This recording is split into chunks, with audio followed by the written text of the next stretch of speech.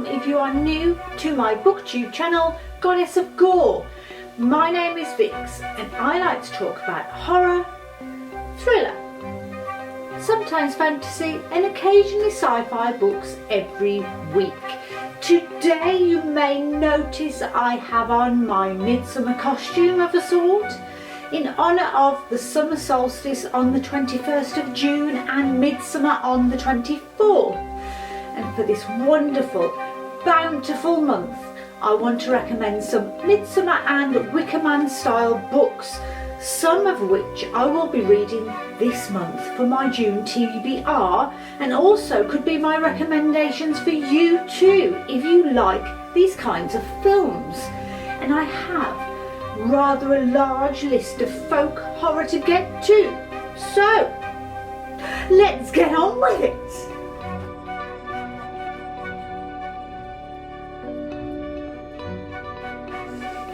As I said, these are folk horror books that are in a similar vein to Midsommar and The Wicker Man, so kind of culty, insular communities, traditional rituals or old ways themed, and of course, if I missed out a book that you think is a perfect match to these films or want to recommend more folk horror films to me, then please let me know in the comments below, because I love folk horror and I am always hungry for further education.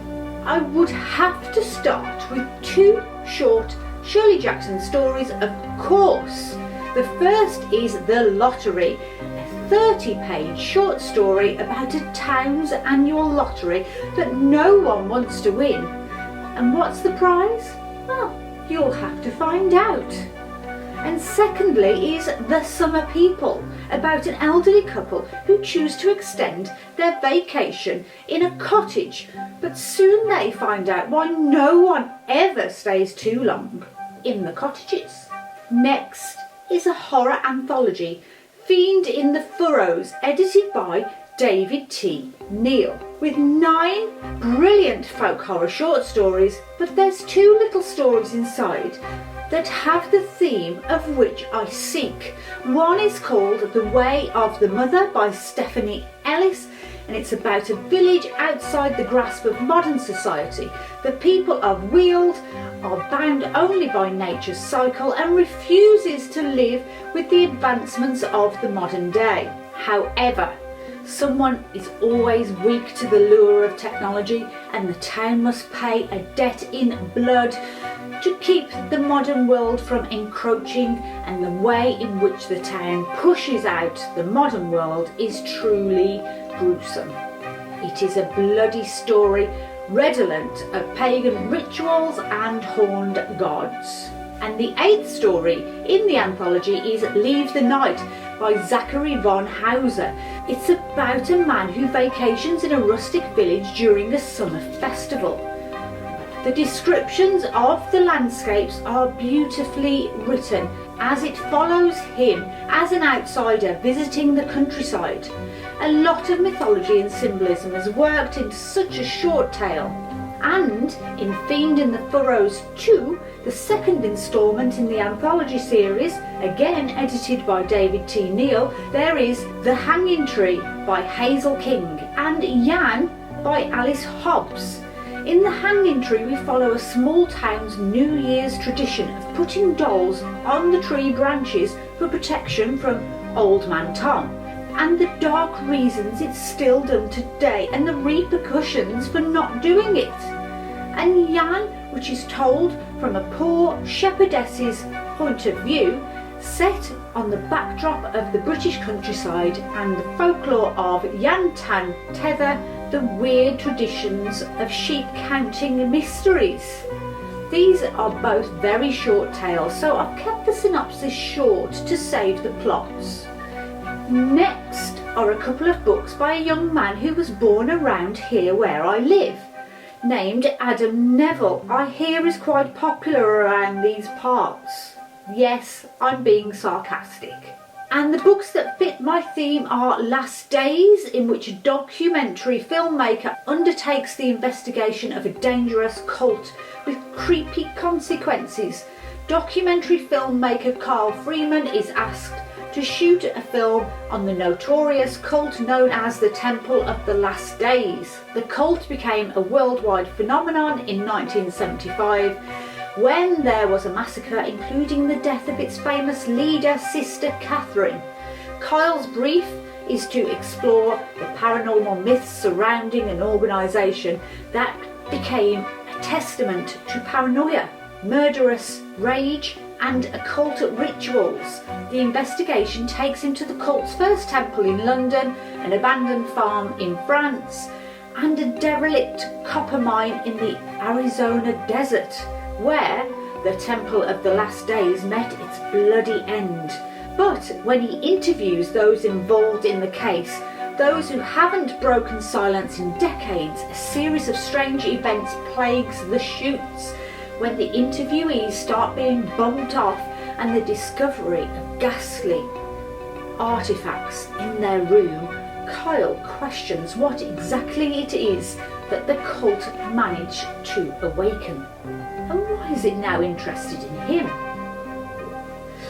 And The Ritual. I have never read this book, but I have seen the Netflix film, so I will be interested to see how close Netflix stayed to the original story. Four university friends reunite for a hiking trip in the Scandinavian wilderness. Good idea. No longer young men, they have little left in common and tensions rise as they struggle to connect. Frustrated and tired, they take a shortcut that turns their hike into a nightmare that could cost them their lives. Lost, hungry and surrounded by forest untouched for millennia, they stumble across an isolated old house. Inside, they find the macabre remains of old rites and pagan sacrifices, ancient artifacts and bones. A place of dark ritual and home to a bestial presence that is still present in the ancient forest, and now they're the prey. Next is a book that is free on Audible if you are a member, and that is The Marriage Pact by Michelle Richmond. This follows newlyweds Alice and Jake, who received a very exclusive wedding gift, entrance to a very prestigious and secretive group known only as The Pact. And their goal is to keep marriages together by following a certain set of rules, including never mention the pact.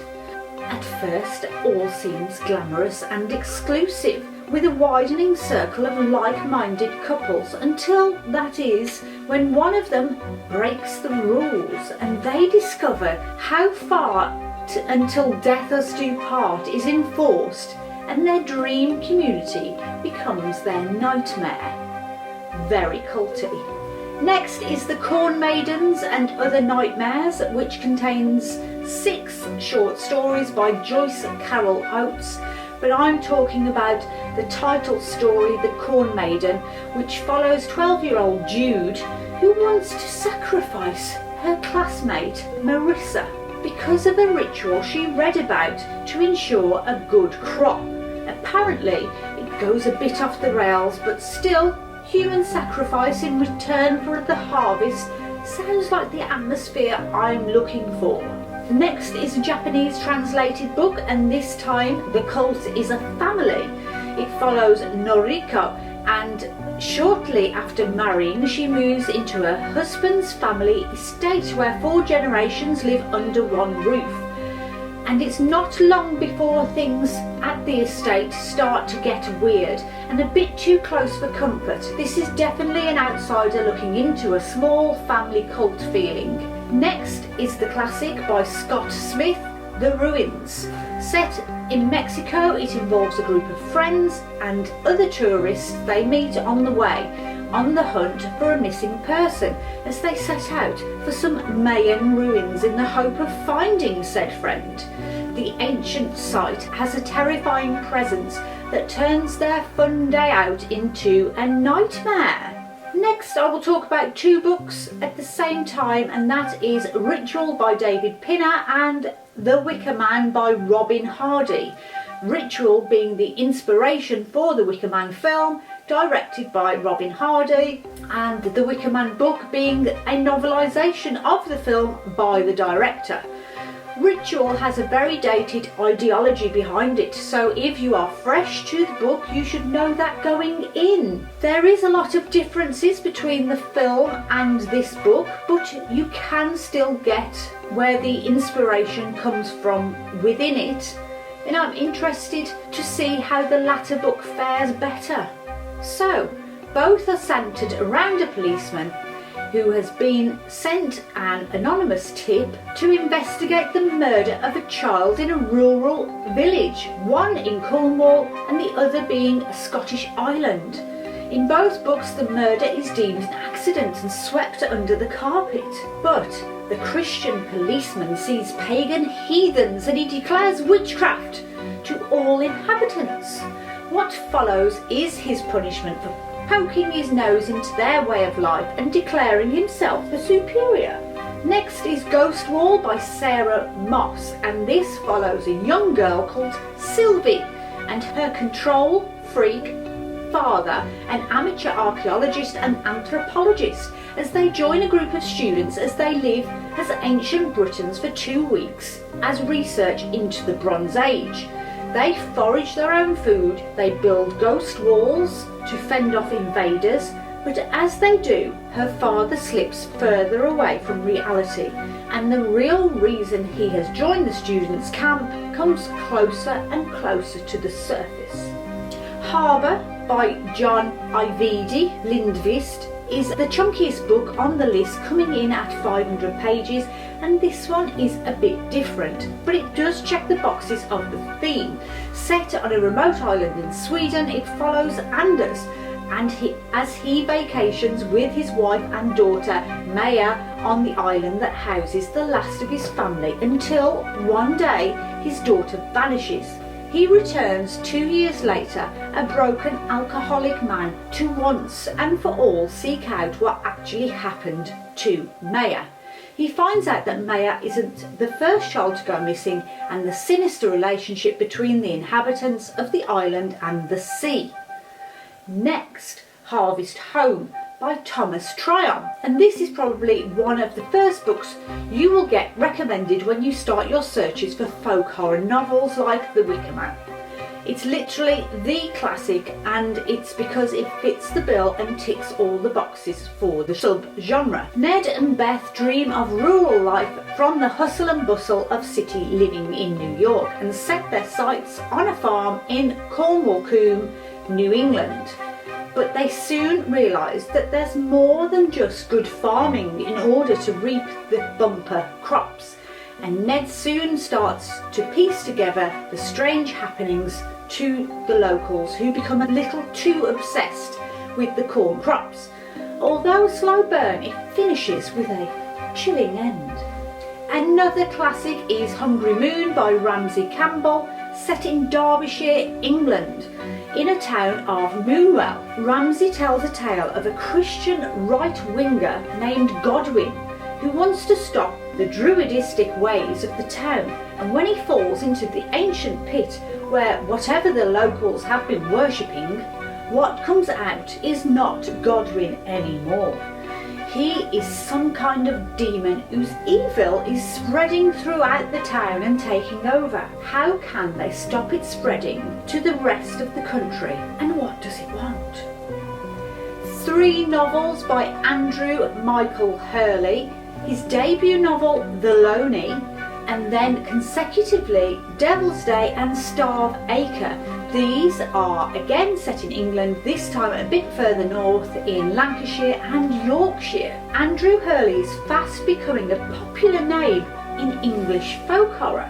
The Loney is about a young man, Tonto, who holidays on a desolate stretch of beach known locally as the Loney with his father, mother and brother Hanny in 1975.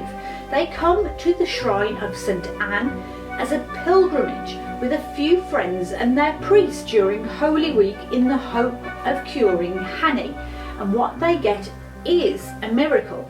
But was it their God or something else from the rural backdrop of the bleak Lancashire countryside. In Devil's Day, we are in Lancashire again, but we follow John and his wife Kat, who return to the farm of his grandfather, who has recently died, to aid the annual herding of sheep from the isolated moors. The locals gather for the traditional storytelling of the folklore of protecting the sheep from the devil and the superstitions of drawing up the boundaries to protect the sheep and what happens when the local ways aren't done properly. Kat is seen as an outsider to the secular small village, and for her, the claustrophobia and anxiety of local life are very real. And then his third novel is Starvacre, and this time to Yorkshire to follow Richard and Juliet, a family dealing with the death of their 5-year-old son in their home Starvacre. Where he was once a happy little boy, just before he died, he became temperamental and very cruel. As a way to cope, Richard buries himself within the history of Starvacre, finding prints with a scary figure known as Jack Gray. Juliet, however, is convinced that her son is still with her somehow, and terrified that his spirit is starting to fade. She seeks the help of a group called the Beacons. But what do the occultist group have in mind? Next, I have a folk horror set in the future. Midwinter Blood by Marcus Sedgwick is set in 2073, in fact, and we learn of Eric, who arrives at a place where it is rumoured that the inhabitants live forever. Set over 7 parts, each influenced by a type of moon, it follows every incarnation of Eric and his love for a local woman called Merle. I confess I have not read this one, but it does have pagan rituals and isolation, so we will see. Next is another well-known book, that is The House in the Dark of the Woods by Laird Hunt. It is part folktale, part fairy tale, and we follow a woman who leaves her husband and son to go and pick berries in the forest. Along the way she meets another woman, and that is when her life changes forever. Set in the colonial New England, it is a story of revenge, redemption and mythology. I do find that there's a lot of anthologies or collections within the folk horror genre, and this short story collection by T.E.D. Klein, The Events of Purath Farm, found inside his book Reassuring Tales. Jeremy experiences strange occurrences after hiring a holiday home in order to find somewhere quiet to study from a Mennonite couple in Gilead, New Jersey. This story is elaborated on in the book The Ceremonies, if you wanted to expand the story some more. The Devil's Wedding Ring by Vidar Sundstall is another translated book. Back in 1985, a folklore researcher goes missing in a town in Norway, and then, exactly 30 years later, a student studying the same folklore course goes missing too. A librarian, crime novel lover who is desperate to solve her own mystery gets wind of these and more disappearances, and together with a local PI, start to investigate. They are met with a local cult and ancient mythology in this Scandi folktale. Lanny by Max Porter is set in a little village outside London. Like most villages, one pub, one church and a few cottages, but this one not only belongs to those who live in it now, but also the inhabitants from hundreds of years ago. And that's not all. It also belongs to a mythical figure called Dead Papa Tusswort, forgotten about but always in the back of the villagers' minds. Children used to draw him covered in leaves with tendrils growing out of his mouth. But Dead Papa Tusswort has been waiting, silently listening for mischief. So when a new family come to live in the village with their very naughty boy, the family has to learn the old ways of the village. Girl in a Bad Place by Caitlin Ward is about 2 girls from Montana who take care of each other. Maylee and Cara are invited to stay at Haven, a commune in the mountains, but Maylee begins to think it's rather creepy. So when Cara announces she's going to live there permanently, she begins to think the line between commune and cult has gotten too thin. And what started as an adventure soon turns into a fight for survival. In Creeping Jenny by Jeff Noon, the third book in the series, the first and second being A Man of Shadows and The Body Library, it has the protagonist, private investigator John Lindqvist. In this story, he sets off to a remote village after receiving 7 photos of his missing father, and he soon finds out there's something wrong with this village. Hoxley on the Hale is a town dedicated to saints. Every day is different, so one day the village is silent and the villagers use a made-up sign language to communicate. And on another day, all females are called Alice and all males are Edmund, and they have to wear masks. These saint days are decided by the elders, and no one knows what day it will be tomorrow and what the enforced rules will be. Will it be shadow children dancing with ribbons to songs about the Tollyman? The Tollyman, the Tollyman, come out to play. But what is Creeping Jenny and what does she want? This can be read as a standalone, but it is part of a series like I said. Yaxley's Cat is another short story within a collection called Spectral Shadows by Robert Westall. And this is about another missing person, Mr. Yaxley, and has been missing for 7 years when Tim, Jane and their mother rent his house for a week in Norfolk during the summer. But the locals do not want them there, and the house seems to be haunted by a cat who yowls outside every night. Over the days, the neighbours get even more hostile and the kids begin to find out what exactly happened to old man Mr. Yaxley and why the cat is so intent on them finding out the truth about the villagers. Yes, this is a children's book, but it's no less rural and creepy. Then another book called Last Days, but this one is by Brian Evenson, and this is probably one of the goriest cult books. But hear me out. This cult is strange. If I was to tell you that Last Days started off as a short novella called The Brotherhood of Mutilation, would you get more of an idea what the book is about?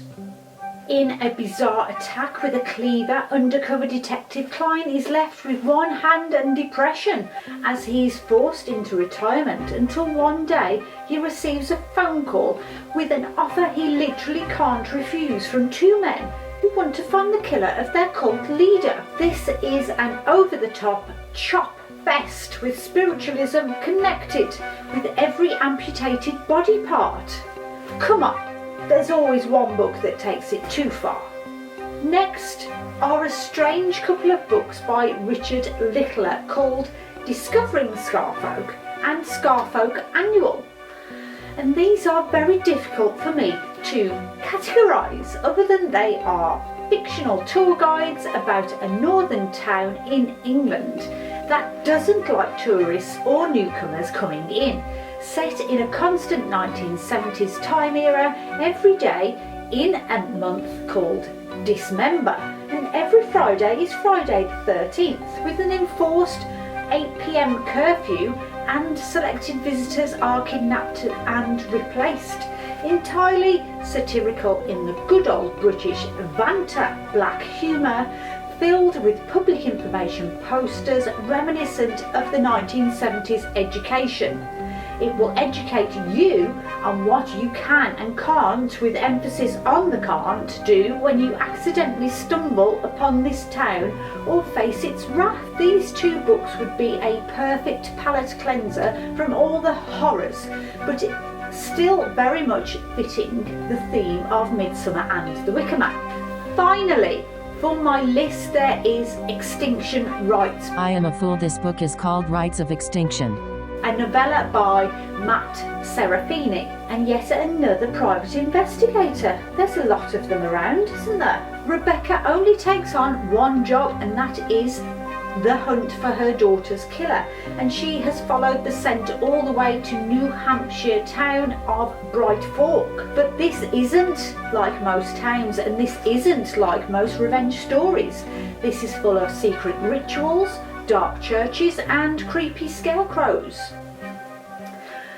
Oh, and I almost forgot, there is the mammoth, they're not kidding, it really is a mammoth 500 pages, the Mammoth Book of Folk Horror edited by Stephen Graham Jones that I've just gotten on my e-reader. So I haven't looked at it yet, so I don't know which ones to recommend, but just off the top of my head and looking around for a little bit, I come up with The Fourth Call by Ramsey Campbell about a family's strict traditions, King of Stones by Simon Stranzas about city folk stumbling upon a sinister village, oh goody, and maybe Wifer Messieurs by Storm Constantine, just because it's a folklore midwife story and there isn't enough stories about people who have been serving magic since the beginning of time. I wish I had a physical copy to flick through, but I don't, so tough. That's it.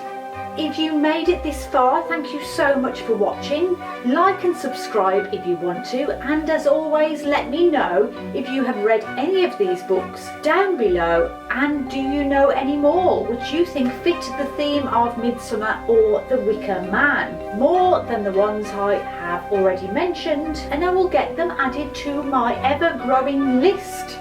I'm hoping to make more videos about themed reads as the months go by. I do hope you have a wondrous June filled with all-encompassing love and tolerance on this Pride month, and a very happy solstice and midsummer towards the end of the month with many feasts and sacrifices.